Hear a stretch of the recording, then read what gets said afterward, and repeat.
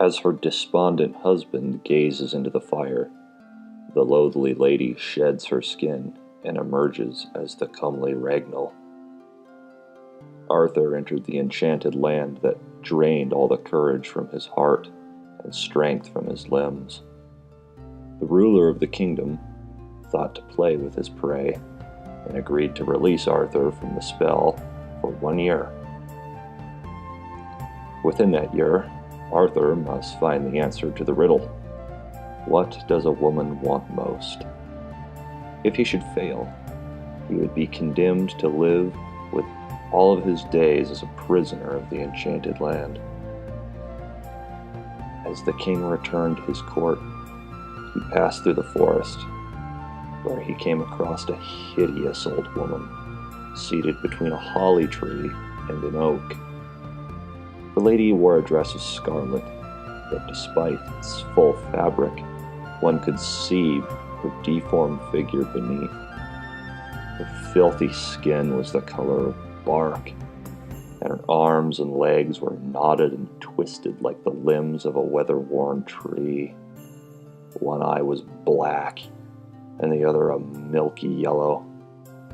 Her gaping mouth and misshapen nose slid to one side of her face, and her hair had the look of lichen. But despite her appearance, the woman was well-spoken, and offered to help the king answer the riddle, provided he grant her whatever she wished. Arthur was stunned by this sight, but agreed. On hearing her request, the king again found himself in an impossible situation. The loathly lady wished the handsome Gawain to be her husband. Refusing to ask such a thing of his nephew, the king left the crown and returned to the court. Word of Arthur's predicament reached Gawain, who, thinking to save his king and help the woman, searched the forest and found the crone. Gawain assured her that if the court dared ridicule her, they would definitely regret it. At Gawain's coaxing, the lady came to the court, where they were wed before a bewildered crowd. Despite the sneering and excitement, Gawain never left her side and remained courteous throughout the entire evening. After retiring to their bedchamber, Gawain's heart began to wane.